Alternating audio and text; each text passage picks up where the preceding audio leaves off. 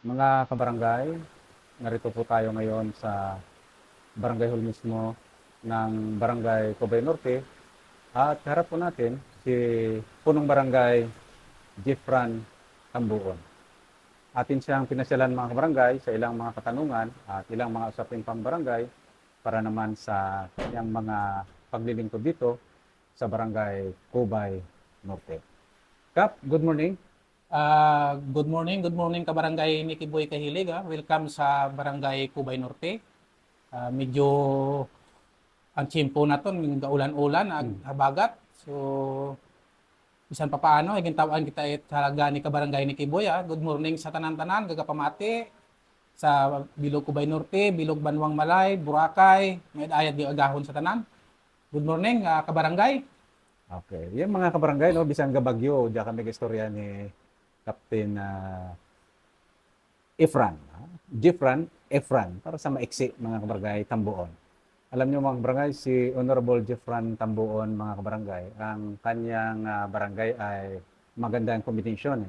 May dagat, may taniman, palayan, at saka may ilog. Unang katanungan ka pa, no, itong barangay mo, as a whole, ilan ang population? As a whole, sa Tanjang Dinakon, may total kami nga 492 population, including ran ang 0 to 1 year old, mga bagong unga imaw. So nakadita abiran tanan sa barangay para ma-include imaw sa RBIN. So imaw ran ang among population is 492 as of now. Mhm. Ah, may senior kami nga almost 50 plus senior citizen. Aha. Kasi ano man updated man imaw sa mga record among barangay. Mhm.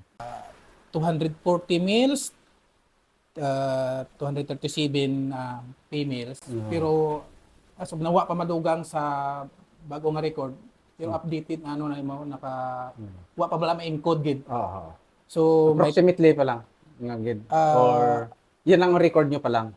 sa 10 years old namon, 15 to 19, 29 to 49 may amon nga 34. Oo. So 49 may 162 kami. Mm.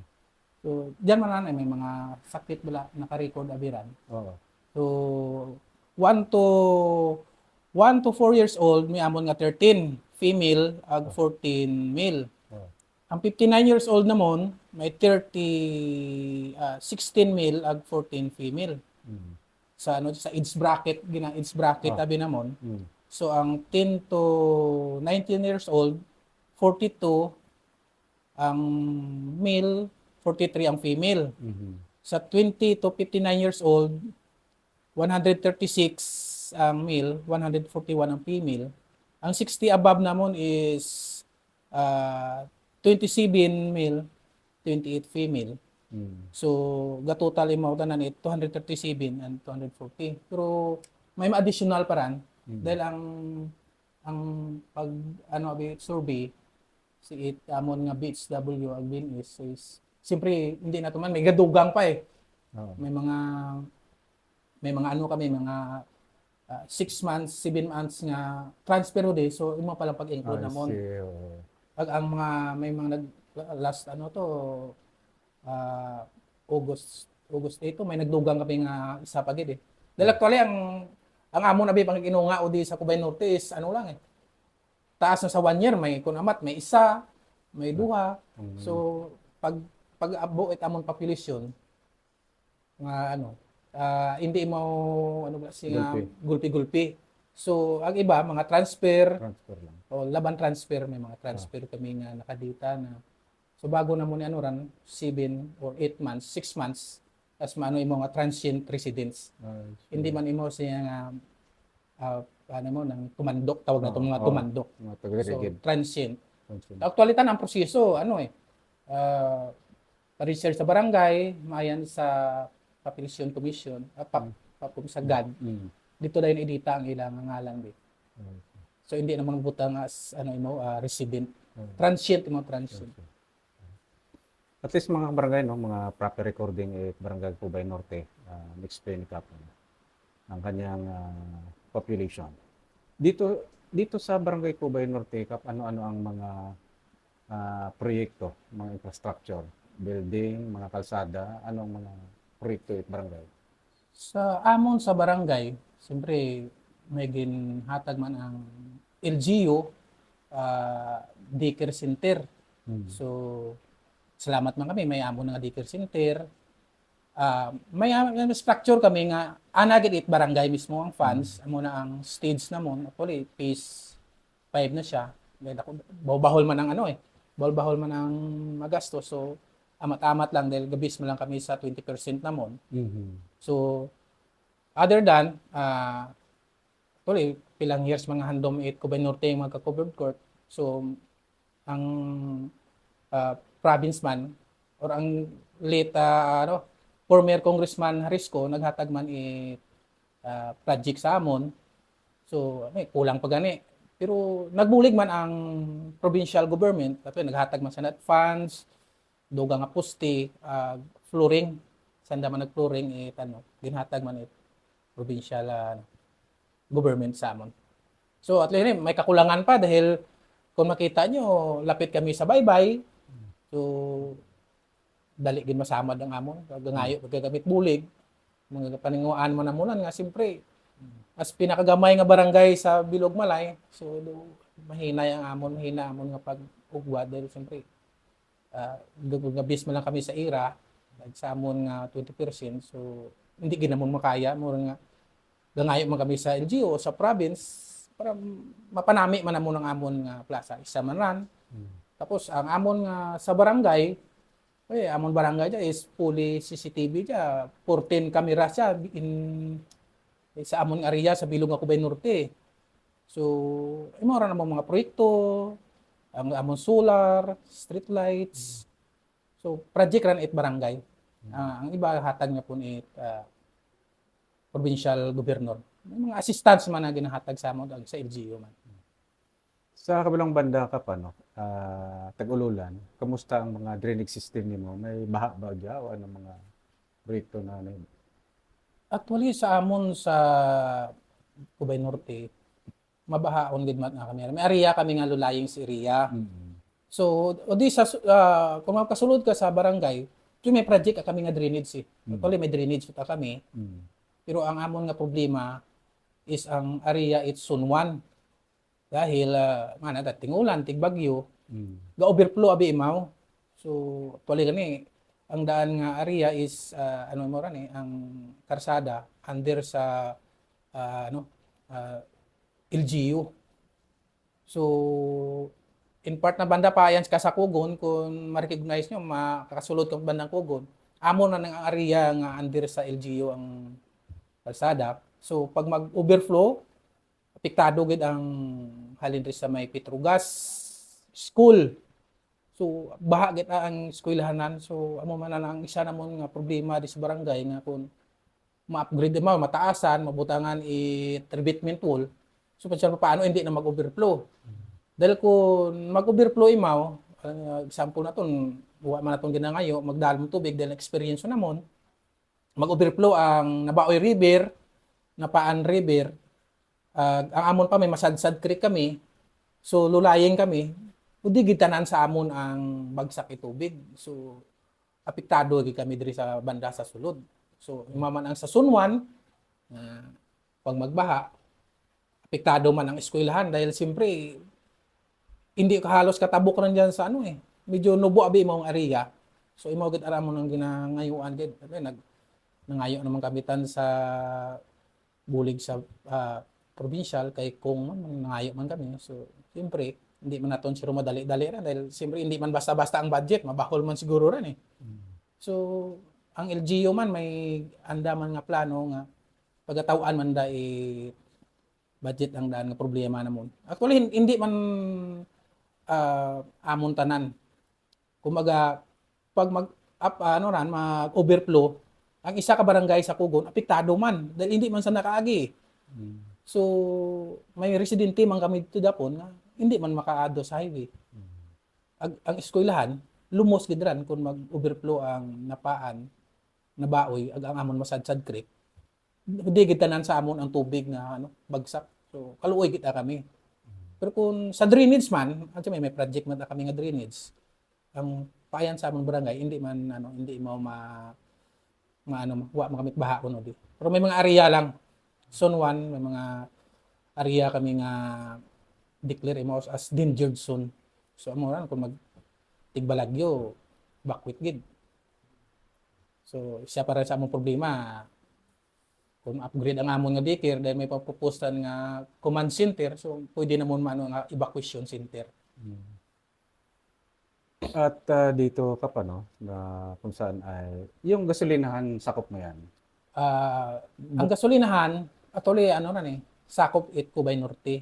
Oo. Tapos may mga propose dyan, kung makaagi ka mo sa highway, kung makita mo dyan na may ginaobrang building bago, nga litsunan, part para it Cubay Norte, pro boundary na, beside na sa boundary. So, bukod sa malapit ka sa gasolinahan at mga, may ano mga establishmento dito? May mga nagtitinda dito, mga grocery, isdaan, karnihan, paano? Ang amon di sa amon di, may amon nga gasolinahan.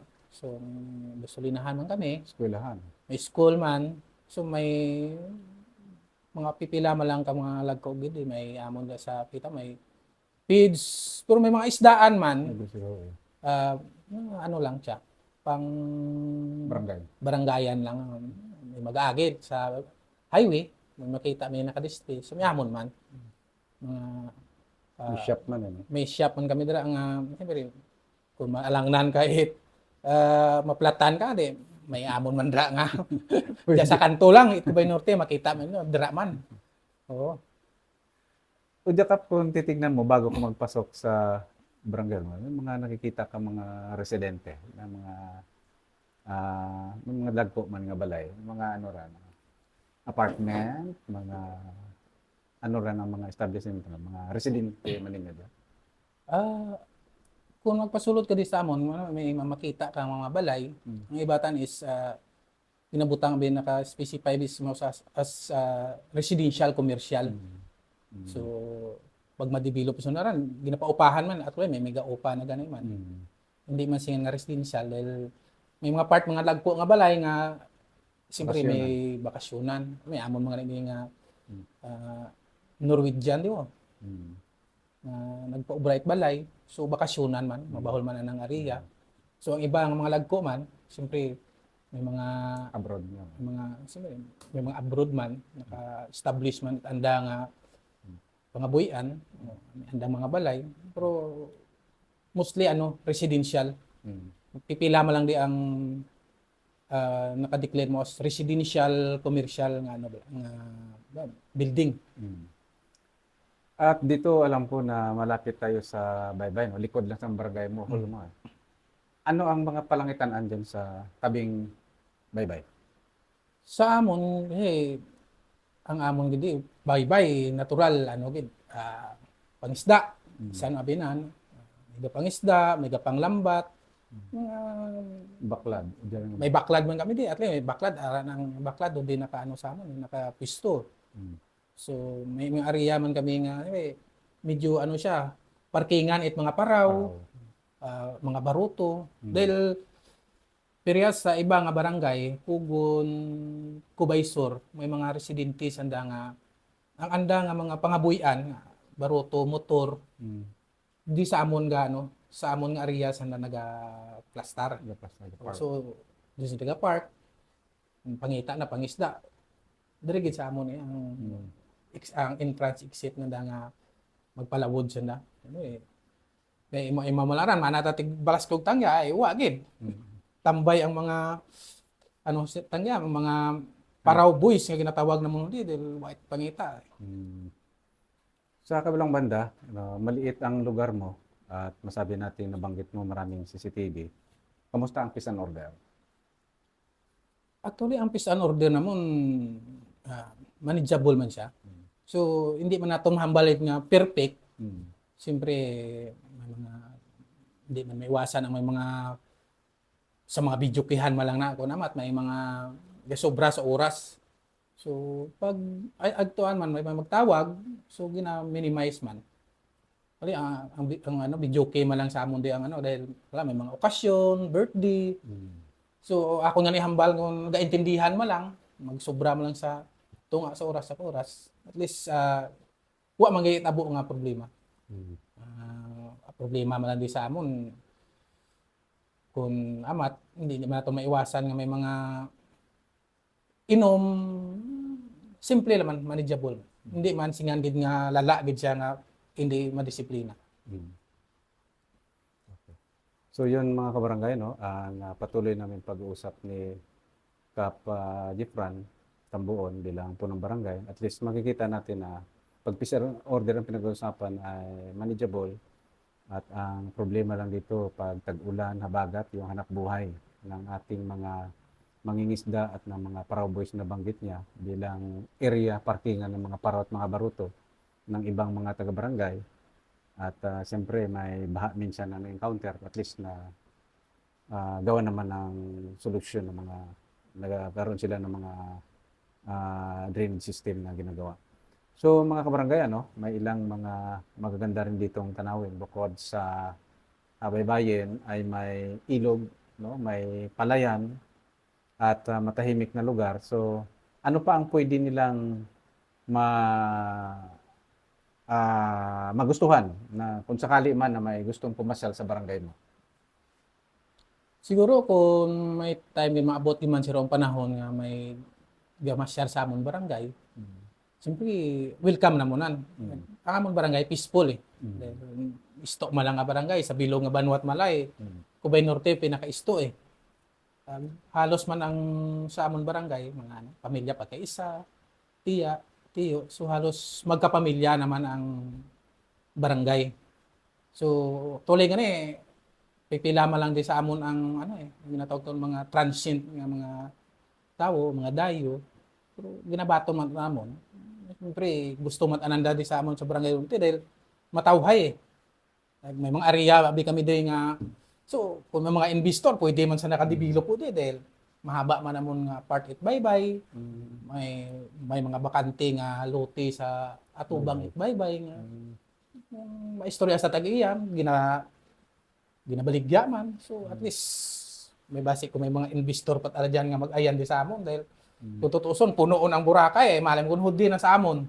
May time gid nga magpaminland naman ang development. So may mga part kami di nga pwede ma-develop. So maganda nga mga kabarangay, itong Cubay Norte nakaharap sa Boracay at malawak yung baybayin, no, ng barangay Cubay Norte. So ito ay maganda for development, no? No? Na kung saan ay cottage, no? Mga investor na pwede bahay bakasyonan. May sinabi mo may foreigner nga na may nandyan, no? So at least nakaharap sa mga barangay, Boracay yung baybayin. Mamaya ay pasyalan namin ni Kap ang baybayin. So yan po mga kabarangay ang ilang mga nalaman natin dito sa Barangay Cubay Norte sa pagpasyal natin kay Kap Jeffran Tambuon. Kung may gusto ka pang gawin, Kap, dito sa Barangay Cubay Norte, ano yun? Para lalong maging maunlad ang barangay mo. Siyempre sa amon sa barangay gusto man namon sa aton kung sa iba nga barangay gabom eh. So gusto mo namon nga makilala man kami. So ga-encourage man kami it mga ga-invest yan di sa amon dahil may mga area kami. Basi kung isa na sa mga time nga ang Cubay Norte makilala may mahambals na nga may pasyalan ka to pwede kita mag-events to dahil may mga lugar nga pwede kita to mag-events, celebrate birthday, kasal. So kung dahil amo na may hadi na may private kami din nga pwede ka mo mag gather date mga birthday, kasal. So may amo na ding area. Tuloy na ginagamit na mga pa-events so di sa amo. So private lang siya. Okay mga kabarangay, ang panawagan ni Kap, may malawak pa silang mga area, lalo sa mga beach front, no? Na kung saan ay napakaganda, sinabi ko kanina, nakaharap ito sa Boracay. So napansin ko, Kap, no, sa panghuli kong tanong, nakita natin ang covered court, medyo kinakalawang, no? Bakit kaya, no? Siguro siyempre man siro ka barangay ni Kiboy no nga ang amon abi nga location it barangay lapit gid imaw sa dagat. Mm. So amihan season, siyempre ang hangin dire-diretso gid sa barangay Yero. atubang gid imaw eh. Mm. So siyempre hindi naton mano ang dagat, ang hangin, Mm. alat. So siyempre bakal ang nakabutang. Dali gid siya tuktok. So 3 years pa lang ha. Mm. Oh, Kalawang na. kalawang na, guba na, gisi na ang mga mga parts sa nga bubong na utod na gid. Mm. So imaw man sa isa namon ka problema nga kung matawan man kami it budget. So maestudyohan nga bla ang mayad nga ibutang para siyempre pang long time nga programa, hindi bala singa nga butangan ta subong pag after 3 years, 4 years ma-repair ka naman. So long term plan lang nga medyo magamit man namong it mabuhay sa mga ulihi. Kung waon kami man na naka posisyon sa barangay, at least may makita man ang mga pamuluyo nga kung may kakulangan, ang gasunod, pwede pa gid na nadugangan, ang ipanamion pa gid. So isa ra sa problema namon nga atubang abi kami sa dagat. So ang amon nga infrastructure or ang covered court namon nga nakatindog tangya sa Paamon Plaza is madali gid siya sa ah, tuktok. Kalawang. Siyempre ang abi it hangin amihan season ay buno gid la imo dire-diretso. So dali gid masamad. So imaw ra ang isa namon nga problema nga siyempre sa kagamay mo lang it amon nga ira at barangay may iba kami nga proyekto nga ginapukusan. So ang daanan ginangayoan man amot bulig, at least tuwali nakangayo na kami, nakahagop na kami resolution nga ginpasa namon gingayoan namon sa Vice Mayor's Office. So dulat-dulat lang naman kami anda nga reply kung ano to ang sitwasyon kung mabuligan kami. So pasalamat mata kami kung mabot man ang time nga matawan kami pundo maibulig sa amon barangay. So bubahol mo pasalamat namon. So yun po mga kabarangay, ang isa sa mga tinitignan ni Kap Ipran sa ilang mga proyekto, mga infrastructure niya na kung saan ay may mga nagawa dito sa Cubay Norte. Kaya lang ang court, ang covered court, medyo malala dahil sa kalawang o tuktok na dala nitong hangin at moisture ng dagat, kaya ginatuktok. At ang covered court, alam ko lahat ng mga activities dito, mapa-fiesta man, mapa-basketball, mapa-Christmas party, mga ayuda, halos lahat ng mga events dito sa covered court. At ito, Kap, ay napakagandang lugar sana para sa mga proyekto ng barangay, lalo sa mga barangay events. No? So, ang panghuli, Kap, na panawagan natin sa ating mga kabarangay at sa ating pamalaan, kaugnay dito sa iyong barangay. Siguro sa amon lang man siyempre sa barangay Cubay Norte, so gusto man namon nga maging progreso man namon barangay. So amo ganiran nga kung iliba man kami amon mga konsehal, ginistoryahan man bla ang mayad nga plano. Siyempre gusto man namon nga makita man mga pamuluyo nga may ginaobra man kami. May ginagahulag, siyempre kung makikita man niyo ang sitwasyon Cubay Norte, medyo kung sa pala hindi pa gid siya halos na makilala gid sa iba nga kaysa sa iba nga barangay.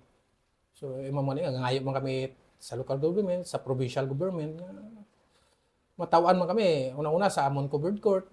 Ginhambal gani kinani ka barangay ni Kibuy nga siyempre may mga events, mga during in transit mga estudyante. So mag-abuan ang punuan ang mga covered court. Tuloy kami kakiter Malay College, salos tagayir diri sa amon gagamit. Gina-schedule na namon ang that time para mabulos-bulos. So may mga Christmas party, may mga ginahatag nga ayuda, may mga pa-meeting it senior. So kung amat kami lang ang medyo kumatanaw lang sa amon nga sitwasyon amon nga plaza, medyo nailang kami nga mag-cater it daan dahil makikita ang sitwasyon lang nga medyo risky imaw sa mga tao dan dahil siyempre kung amat may gahulog ng mga ano dahil sa tuktok gani bla. Siguro ang iba na galoy-loy nakuha na lang namon eh. So isa ran sa amon problema manag presko dapat hudi sa amon lalo amihan man lang ano. Sobra pa kaos naka-aircon dahil hindi ka mahulasan niya sa sulod covered court eh. Dahil pres ang hangin nga gasulod eh. So isa man ran sa amon nga ginapaninguan kami sa council mapanami man namon ang danan. So sa kukulang lang namon budget kaya ano kami sa mga iba pa nga sektor man eh sa LGU, sa provincial, sa kay congressman mabuligan man kami. So yun mga kabarangay, ang pagpasyal natin dito kay Kap Jepran Tambuon, punong barangay ng Cubay Norte, na kung saan ay maganda po aming pinag-uusapan kaugnay sa kanyang barangay na unti-unti ang progreso ng bayang ito ay nakasalalay sa pangunguna niya at saka sa barangay council and of course sa pakikipagtulungan ng mga government agencies, particular ng LGU, provincial government, at iba pang mga ahensya ng pamahalaan.